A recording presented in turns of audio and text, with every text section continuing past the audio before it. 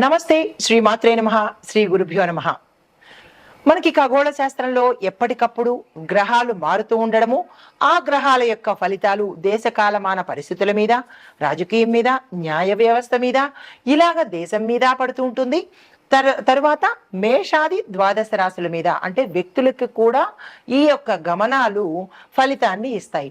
ఆ ఫలితాలు ఎలా ఉంటాయంటే మిశ్రమ ఫలితాలు. కొంతమందికి మంచిగాను, మరికొంతమందికి చెడుగాను, మరికొంతమందికి శుభాశుభాలు మిశ్రమంగాను ఉండబోతున్నాయి. అయితే ఈ సమయంలో జూన్ నెలలో మనకి శని తిరోగమన దశలో ఉన్నాడు. అంటే 2025 జూన్ 7వ తారీఖు నుంచి శని మీనరాశి నుంచి తిరోగమనం చేస్తున్నాడు. అయితే ఈ చేయడం వల్ల కొన్ని రాశుల మీద ప్రతికూల ప్రభావాలు చూపించే అవకాశం కనబడుతోంది. అయితే ఉదాహరణకి మేష, కర్కాటక, సింహ, కుంభ, మిథున, కన్య, తుల, వృశ్చిక రాశులకి దేని మీద ఎఫెక్ట్ చూపిస్తున్నాడు అంటే ఈ చెప్పిన గ్రహాల రాశుల మీద ఎటువంటి ఎఫెక్ట్ అంటే ఆరోగ్య పరంగాను, కుటుంబ పరంగాను, ఆర్థిక పరంగాను, మానసిక ఒత్తిడి పరంగాను సమస్యలను సృష్టిస్తున్నాడు. అంటే సమస్యలను ఈ రాశుల వాళ్ళకి ఏర్పడబోతున్నాయి. అయితే కొంతమందికి అంటే మిగిలిన రాశులు అనగా వృషభ, మకర, ధనుస్సు, మీన ఈ 4 రాశుల వాళ్ళకి అనుకూలంగా తీర్పును అంటే అనుకూలంగా మంచి ఫలితాలను ఇవ్వబోతున్నాడు. అయితే ఇదే సమయంలో ఈ జూన్ నెలలో మనకి గురు కూడా అస్తమయ సమయంలోకి వచ్చేసాడు. అంటే ఏ డేటు అంటే జూన్ నెలలో గురుగ్రహము అస్తమించబోతోంది. అంటే వేరే స్థానానికి వెళ్ళిపోతున్నాడు.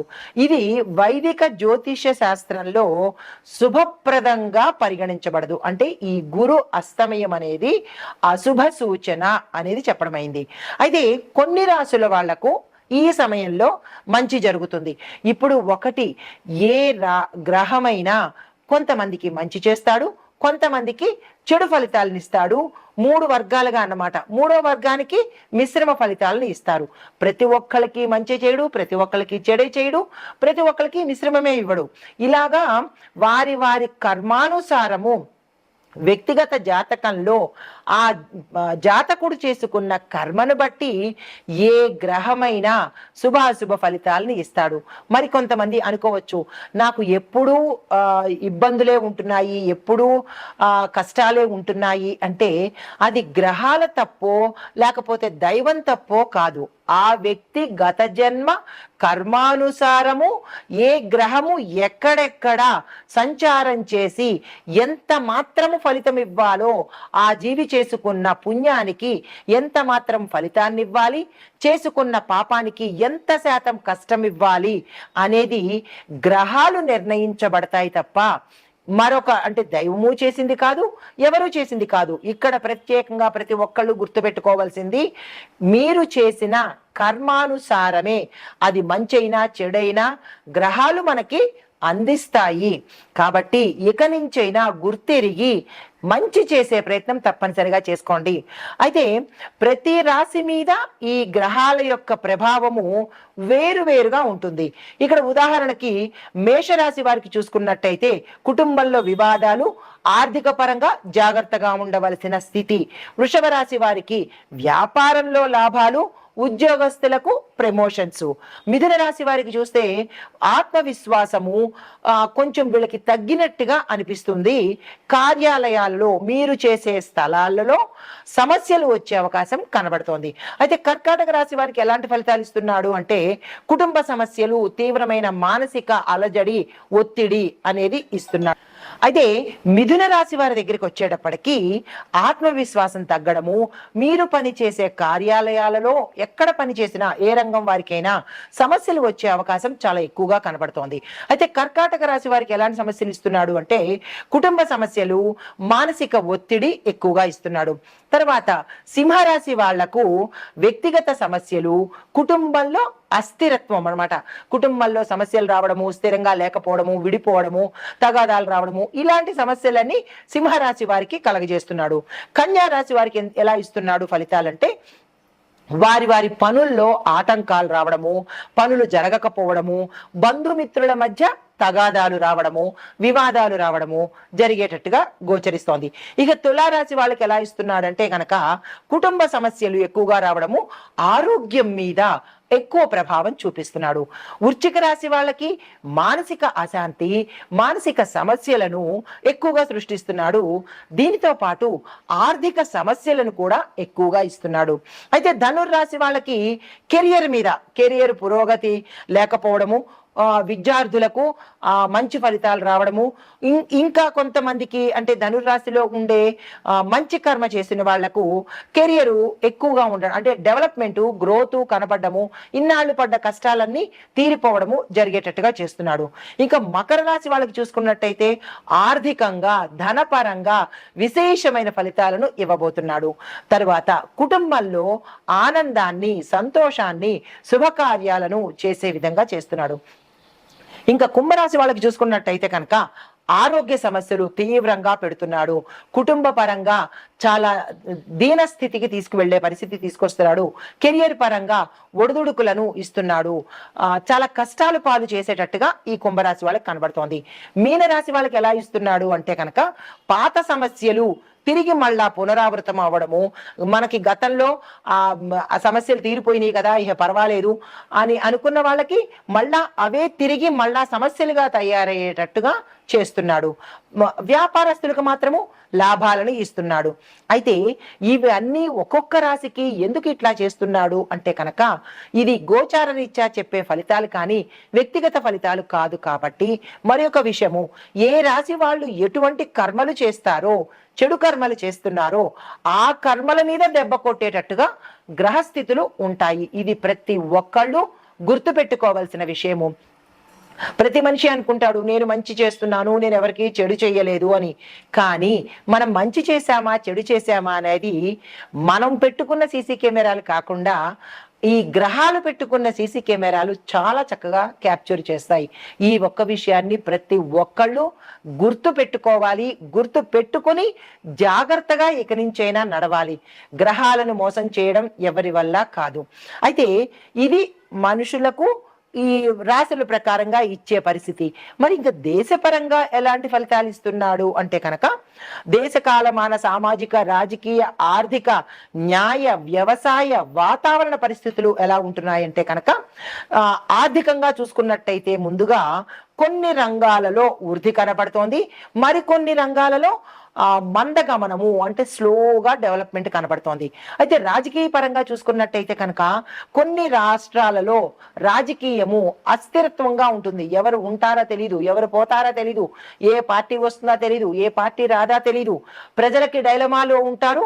తద్వారా రాజకీయ నాయకులు కూడా డైలమాలో ఉండే పరిస్థితి గోచరిస్తోంది. తర్వాత ఇంకా వ్యవసాయం పరంగా చూసినట్టయితే కనుక వర్షపాత ప్రభావము పంటల మీద దిగుబడి మార్పులు ఎక్కువగా కనబడుతోంది. కొన్ని ప్రాంతాలలో పంటలు సరిగా పండకపోవడము, కొన్ని ప్రాంతాలలో వర్షాలు సరిగా ఉండకపోవడము, ఇలాంటిది అంటే మనిషి మీద ఎట్లాంటి ప్రభావం ఉంటుందో దేశం మీద ప్రతి అంశంలోనూ గ్రహాల యొక్క ప్రభావం తప్పనిసరిగా ఉండి తీరుతుంది. అది వాతావరణం మీద ఇలా పడుతోంది.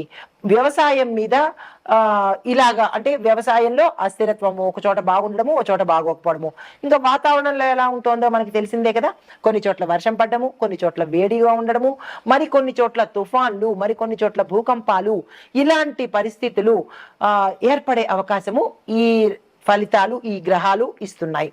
అయితే ఈ ఫలితాలు మరి మేషాది ద్వాదశ రాశుల వారికి ఏ ఏ రంగాల్లో ఉన్న వారికి ఎలా ఉండబోతోంది అనేది ఇప్పుడు చర్చించుకుందాం. ఇప్పుడు జూన్ నెలలో గురు అస్తమయ దశలో ఏంటంటే గురు అస్తమయము, శని తిరోగమనము, ఈ రెండు మనకి జూన్ లోనే వచ్చాయి. అయితే ఇందాక మనం చెప్పుకున్నట్టుగా దేశకాలమాన రాజకీయ, న్యాయ వ్యవస్థల్లో, వాతావరణంలో ఎలాంటి మార్పులు సంభవిస్తున్నాయి అని తెలుసుకున్నాము. ఇప్పుడు మేషాది ద్వాదశ రాశుల వారికి ఎలా ఉండబోతోంది అనే అంశంలో తదుపరి రాశి మకర రాశి. ఈ రాశిలో ఉండే వారికి సీనియర్స్ యొక్క సహాయ సహకారాలు, మీ పై యజమానుల యొక్క సహాయ సహకారాలు మీకు ఈ సమయంలో అందుబాటులోకి వస్తాయి. పదోన్నతులు కనబడుతున్నాయి, ప్రమోషన్స్ కనబడుతున్నాయి, ప్యాకేజ్ పెరగడం కనబడుతోంది.